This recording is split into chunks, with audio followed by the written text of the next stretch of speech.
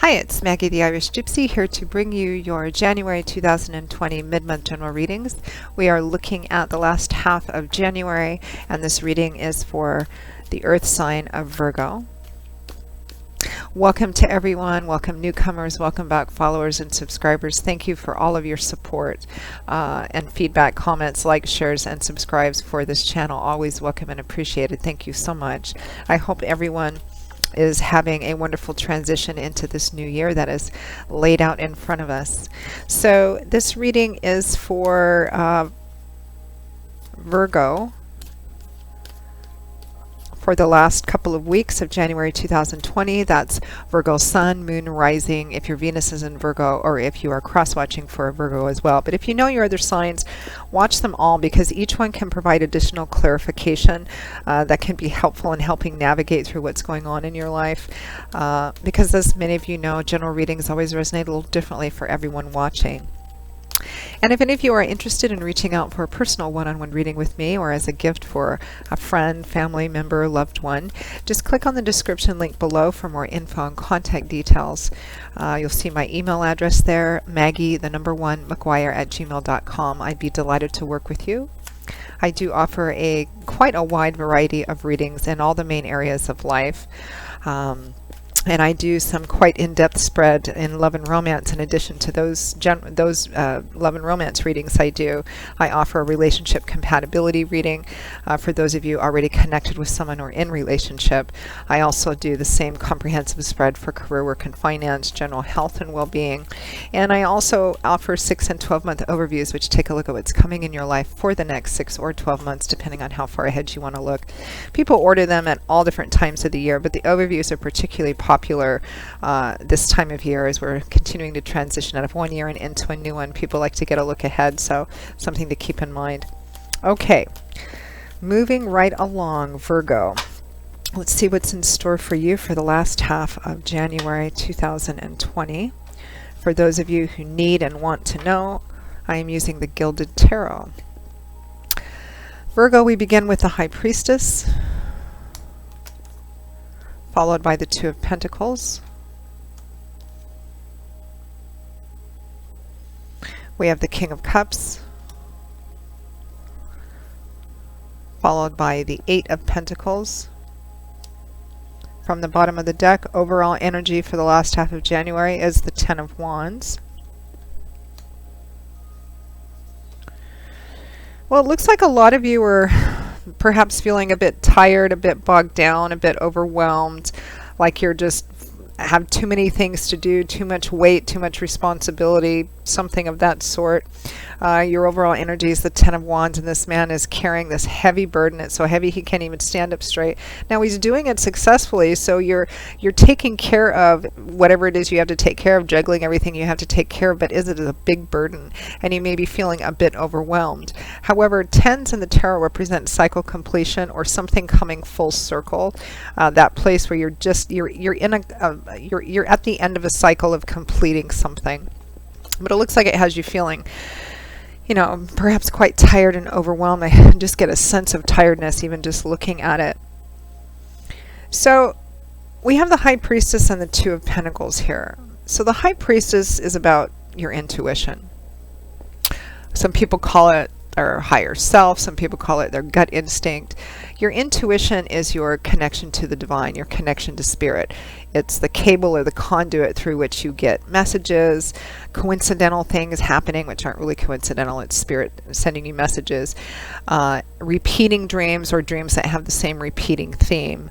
And it's about trusting what those messages are, trusting that gut instinct, that spiritual, that intuition you have, because that's what the High Priestess does. She doesn't spend a lot of time talking. She spends more time sitting back, watching, waiting, listening, and, you know, leaning on and trusting in the feelings that she gets and where she feels kind of compelled to go, even if it conflicts or contradicts what's going on in her external or his external physical environment. This is about trusting your own intuition. About what? Well, the Two of Pentacles.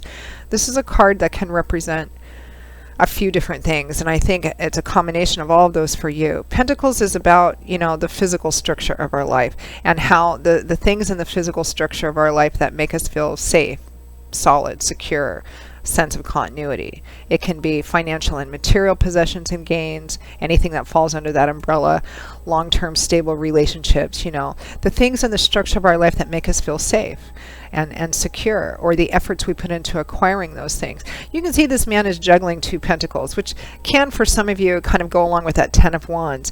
He's keeping these 2 pentacles in the air successfully, but it is taking all of his concentration, attention, and focus, while behind him there's all these wonderful things going on that he actually is kind of missing out on because he's so busy, his attention is elsewhere. There's a ship coming in, that old adage about, your ships coming in, the implication being that something beautiful is on those ships, and in fact in front of them you'll see this dolphin kind of leaping out of the water, and dolphins are one of those, symbols of harbingers of good news and good fortune. There's a rainbow in the background. So I feel like a lot of you perhaps are quite busy, and you're quite good at doing what you do, and you're able to do it successfully, but it is coming at a cost. There may be some things you're missing out on.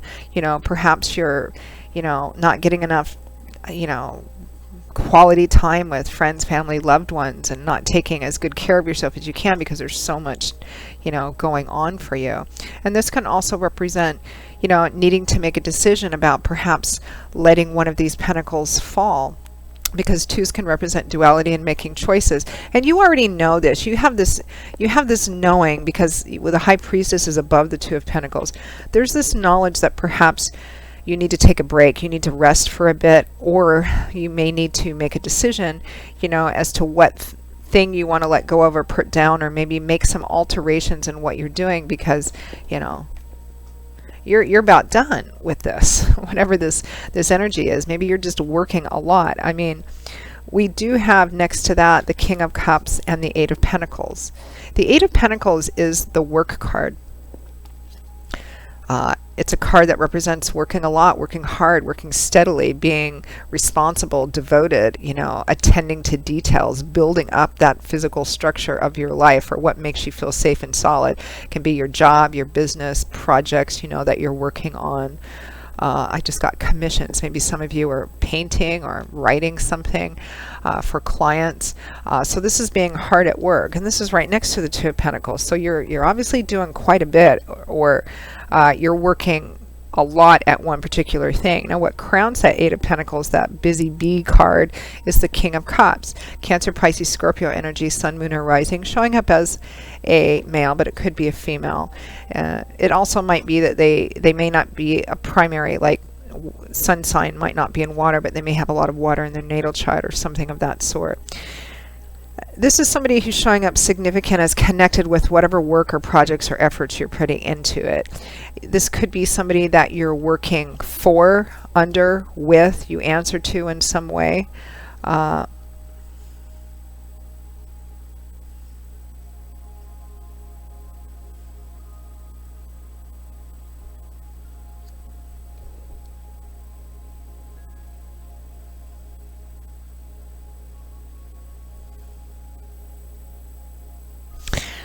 The King of Cups is also sometimes an emotionally hard read. I mean, Cups is governed by the element of water, which in the tarot is emotional energy. So this is the King of Cups, the King of emotion, the King of water.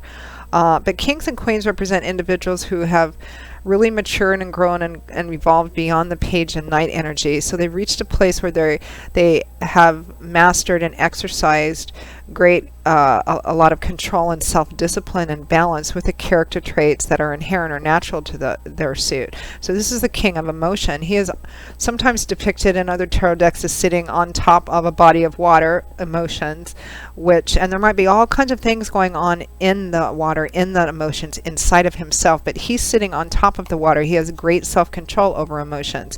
He's very in touch and in tune and aware of not only his own emotions, but those of people around him.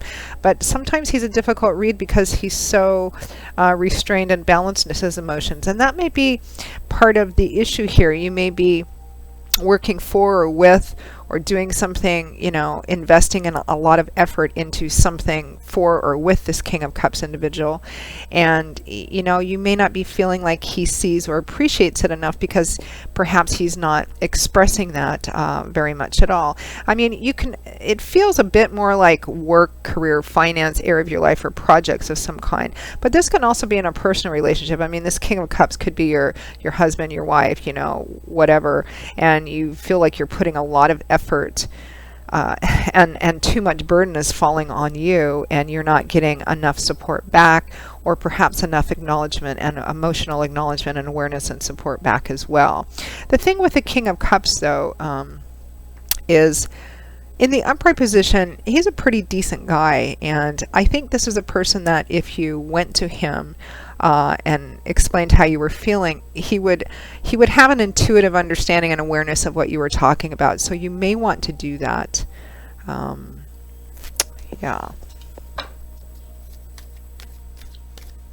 I'm going to pull one or two final guidance and advice cards for you, Virgo, on how best to navigate through this energy for the last half of January. Any higher messages from Spirit here?